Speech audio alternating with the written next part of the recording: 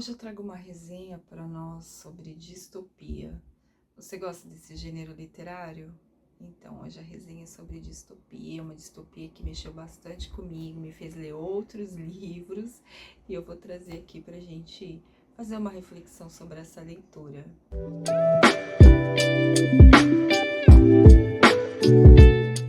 Olá, meu nome é Márcia, sejam muito bem-vindos ao canal Reflexões.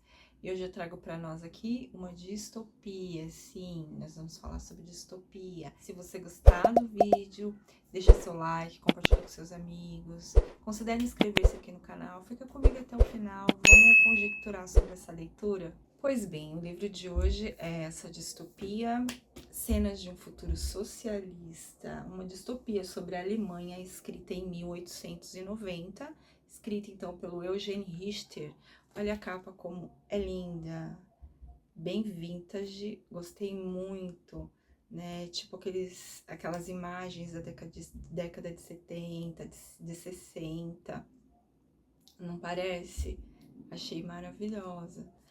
Ó, é bem curtinho, tá bem marcado, 124 páginas, por dentro é muito bom de ler, a leitura é muito fluida, você numa sentada lê isso aqui, numa sentada você lê, gente. É muito bom esse livrinho aqui, eu fiquei aterrorizada.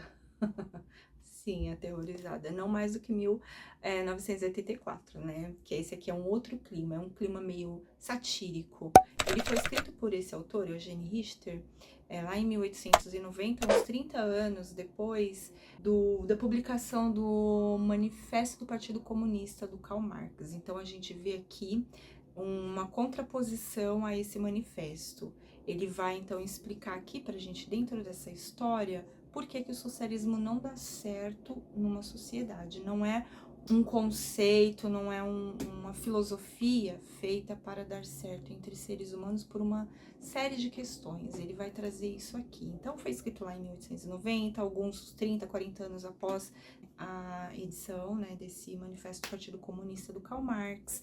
O Eugene Richter, ele era jornalista e também político, ele era do Partido Liberal. E nessa época, o liberalismo, lá para 1890, ele defendia as individualidades, o direito à propriedade, o direito à livre iniciativa, as liberdades individuais, né, liberdade de ter os mesmos direitos perante a lei, toda e qualquer pessoa, de ter a sua livre iniciativa econômica, livre iniciativa individual, pessoal, que para ele é o que faz o mundo girar.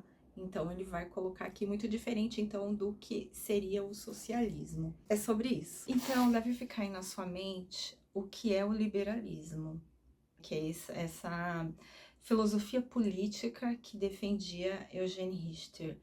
Ela é também, além de ser essa filosofia política, ela é uma doutrina econômica, cuja principal característica, então, a defesa da liberdade individual, a igualdade de todos perante a lei, o direito à propriedade, principalmente a limitação do Estado na vida das pessoas. É isso que você tem que ter em mente sobre o que era, então, o que defendia Eugene Richter. Então, depois disso, ele escreveu, então, essa história. Do que se trata a história? A história vai tratar, é meio que um diário de um jovem senhor. Ele, no livro fala que eles estavam, quando implementou o socialismo, quando começou a implementação, né, era justamente o momento que eles estavam vivendo de felicidade, porque eles estavam completando ali 25 anos de casado, as bodas de prata. Eles estavam muito felizes enquanto família. O personagem principal, então, é esse jovem senhor que tem uma esposa, tem um filho que está noivo, tem um filho adolescente, entre 14 e 15 anos, e tem uma filha entre 5 e 6 anos, se eu não me engano, criancinha ainda. Então, eles estão nesse momento feliz, comemorando esses 25 anos de casado. O filho está noivo, está para casar, não marcou ainda a data do casamento. porque estava esperando, né, as coisas se ajeitarem, porque bem na hora que ele começa a escrever, porque isso aqui, na verdade, é um diário, é como um diário, ele vai escrevendo aqui tudo que vai acontecendo naquele período em que está sendo implementado, então, o socialismo na Alemanha. E ele tá muito feliz, a família está muito feliz, ele tem um sogro também que mora ali com eles, a Nora é chapeleira, o filho tem a profissão dele, ele também, são pessoas assim que estão vivendo a vida, estão bem, tem sua boa casa para morar, e ele tem altas expectativas no socialismo, justiça para todos, igualdade para todos, e estão muito felizes. Então o filho adia um pouco a questão do casamento para esperar implementar, né, tudo para poder acontecer o casamento. Porém, contudo, todavia, as coisas não vão ficando legais. Primeiro, ele vai perder a casa, porque de acordo com o partido, todo mundo tem direito à casa. Todo mundo tem direito à moradia. Só que o Estado, então, ali vai fazer uma reformulação da moradia de todo mundo. E ele achando que ia para uma casa melhor, ele não vai para uma casa melhor, porque não tem essa de casa onde o partido te colocar, você vai. Aí depois o trabalho dele não é mais o trabalho dele, vai ser feito então ali uma redistribuição dos trabalhos. É como nesses filmes de distopia que a gente vê, que é sorteado. Hoje o que tem para mim, para trabalhar?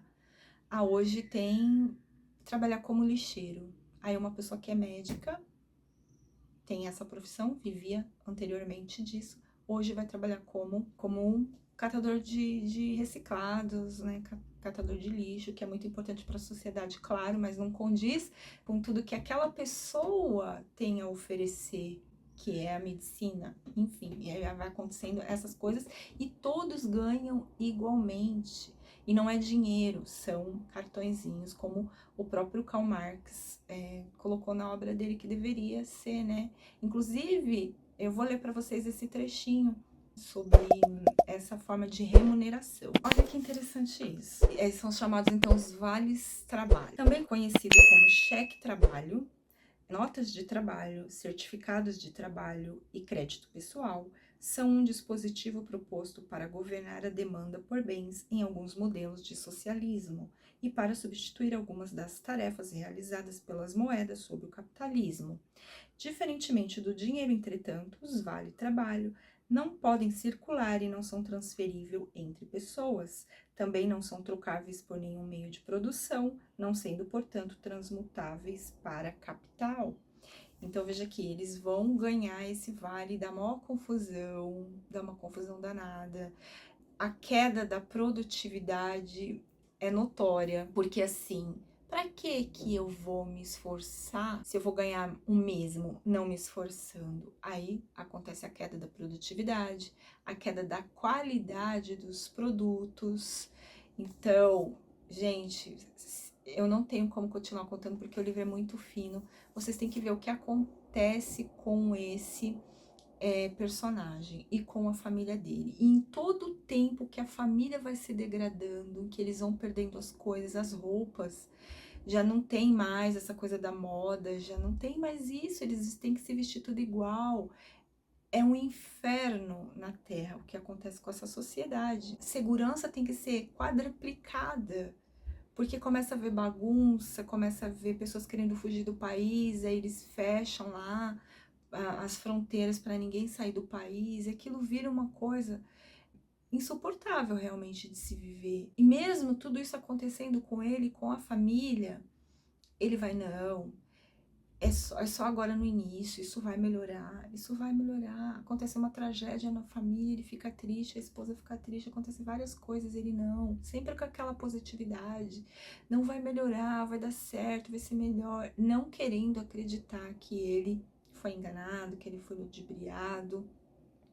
É assim, é trágico e cômico também, né, a forma como ele se comporta, que essa positividade que exige, na verdade, um contraponto, exige, na verdade, que ele tenha outra atitude, enfim. E o mais interessante que eu achei nesse livro é que eu lendo isso aqui, eu falei, eu não acredito que o socialismo vai fazer isso numa sociedade do jeito que ele colocou aqui. Então, eu fui ler, né, o livro que causou, então, isso aqui, que foi do Karl Marx, né? O Manifesto do Partido Comunista.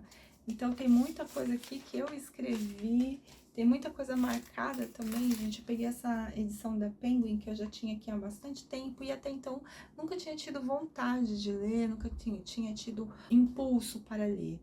Depois de ler aqui esse do Eugene Richter, eu falei, meu Deus, será que é dessa maneira? Eu preciso saber se é isso mesmo. Então eu fui ler esse livro pequenininho aqui e eu concordei com Karl Marx em muitas questões. Realmente existe uma situação aqui que precisa ser resolvida, que é a questão do quanto a burguesia ganha em cima do proletariado. Enquanto o proletariado ganha ali a miséria para a vida, os donos dos meios de produção são mais que milionários, não tendo condições de gastar toda a sua riqueza em muitas gerações ainda, o que não precisaria ser dessa maneira. Porém, contudo, todavia, o que ele coloca aqui também não é viável, porque fica claro aqui todos os pontos que o Eugene Richter traz, principalmente na questão do próprio caráter humano, não tem como dar certo. Enfim, eu quero ler para vocês aqui só o trechinho da página 11, que ele vai explicar aqui por que ele acredita que não dá certo. Assim, interessante. O simples fato de termos chegado a um ponto em que as generosas concepções do socialismo, que é essa coisa de bem para todo mundo, sabe, essa coisa da igualdade para todos, isso não tem nada a ver com o caráter humano, com o caráter do ser humano, não tem. Então ele fala aqui, mas que o simples fato de termos chegado a um ponto em que as generosas concepções do socialismo foram aceitas como aspirações bem-vindas de nossa consciência social, para um filósofo liberal, como ele é um filósofo liberal, prova do avanço e aperfeiçoamento do caráter humano. Então, as nossas liberdades têm contribuído para o nosso aperfeiçoamento de caráter, para a nossa evolução. Errando, aprendendo, a gente está construindo, evoluindo o nosso caráter. E, portanto, por isso a gente chegou, aqui ele fala, né? Claro que aqui nessa sociedade dele que ele está vivendo, ele está falando desse momento. Então, ele fala que é justamente por essa liberdade que o ser humano tem, de deliberar sobre o que fazer, sobre o que não fazer, que trouxe essa evolução de caráter a ponto dele pensar sobre um sistema o qual se deseja de liberdade pessoal tem sido a principal influência formadora e desenredadora. Então, aqui o argumento dele é que o ambiente dentro do qual, né, que é a sociedade, o ambiente do qual, através da disciplina dos tempos, a individualidade humana é buscando aprender a regra que lhe dará a oportunidade de alcançar sua expressão mais plena. Para ele, que é um entusiasta da liberdade, o valioso é a livre experiência do indivíduo e a disciplina que ela ensina. Então, para a pessoa ter, né, ali naquele momento, a sociedade ter conjecturado a filosofia do socialismo, né, esse desejo do socialismo, do bem para todos, do bem coletivo, é justamente porque já a nossa forma de viver no liberalismo nos fez evoluir para pensar assim, de tal forma, mas que no socialismo não funcionaria dessa maneira. Aí ele vai colocar aqui assim, ó. O socialismo, por outro lado, pede-nos que tenhamos uma visão de progresso na qual a conduta social correta parece ser habitual e quase automática, que se você tem atitudes automáticas, uma regra de vida tão firmemente estabelecida que pode ser desvinculada da responsabilidade pessoal e da autodisciplina. Então, não tem que vir do Estado as regras, tem que vir da pessoa, daquilo que ela está aprendendo, da liberdade, o que a liberdade está trazendo para ela, dessa disciplina que ela está tendo de ter liberdade, de ter ações, de ter atitudes para crescer. Aí eu entendi que, assim, aqui na história, as pessoas não têm um incentivo para serem melhores, porque é tudo igual para todo mundo e as pessoas não são iguais. As pessoas não são iguais. Tem uma queda drástica na qualidade dos produtos, porque eles exportam, eles continuam exportando, e aí parece que vai ter uma guerra no final, porque outros países não querem mais fazer negócio com a Alemanha, porque os produtos estão de péssima qualidade. Então, quer dizer, a pessoa que tem realmente capacidade para fazer aqueles bons produtos não tem gratificação por isso, porque vai ganhar a mesma coisa daquele que não tá nem aí para nada. E na nossa sociedade a gente sabe que é assim. Tem gente que tá, ó, lutando para ter bons salários, lutando para ter, ou se não é pelo salário, é pelo eu sou tal, eu estou fazendo, eu quero ter o meu nome nas revistas de ciência, eu sou um gênio e eu estou produzindo, eu vou patentear esse produto que eu inventei, vai ser bom para a sociedade, eu vou ganhar fama, eu vou ganhar notoriedade, eu vou ganhar dinheiro. Então quer dizer que esse gênio, ele vai acontecer tudo isso com ele, e nós, enquanto sociedade, vamos usufruir desse produto maravilhoso que ele construiu, né? Como o chuveiro elétrico, por exemplo. Quem vive sem um chuveiro elétrico? Quem vive sem uma água quentinha no final de um dia cansativo e estressante? Invenções, a vacina, os antibióticos, né? Enfim, gente, para e pensa. Então, nesse sentido, de fato, acabou a gratificação, acabou a evolução.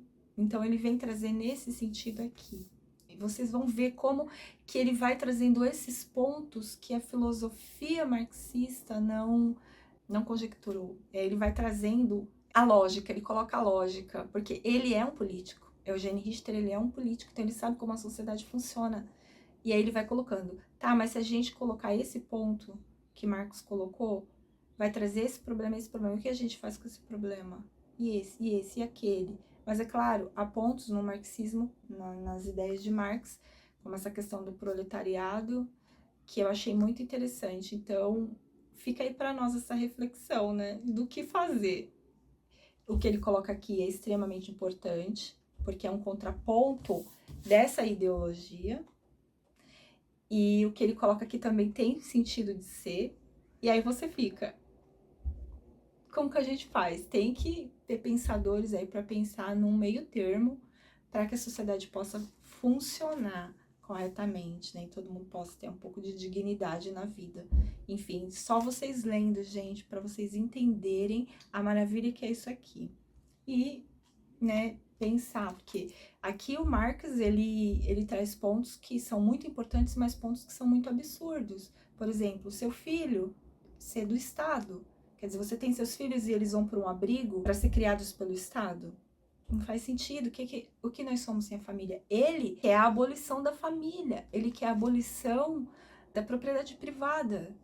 Ele quer a abolição da religião. O que nós somos sem a nossa religião? A fé que a gente tem num Deus superior. O que a gente faz sem isso? Ele acha que isso é o ópio do povo. Mas ele traz uma situação que você para, então, de ser religioso para com aquilo que você não vê, para ser totalmente dado ao Estado, fanático pelo Estado, que é, na verdade, um homem que vai estar lá. Ele vai ser digno de toda a nossa fiel devoção, como o personagem aqui que vocês vão ver, a fé que esse homem tem no partido, a fé que ele tem no socialismo, tudo em ruína, tudo se arruinando e ele lá. Isso daí não me parece religião? Enfim, então são coisas aí que a gente precisa refletir. É isso, espero que vocês tenham gostado dessa resenha.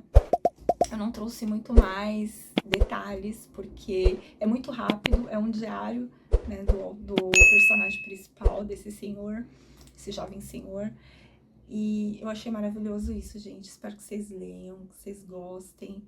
Vocês vão gostar se vocês lerem isso aqui e ainda pegar isso aqui também. Vocês vão entender o que ele tá falando aqui. Mas você também vai falar, gente, ele aqui também tem razão de algumas coisas, sabe? E aí é realmente uma reflexão interessantíssima. Bom, fiquem com Deus e até o próximo livro, até o próximo vídeo.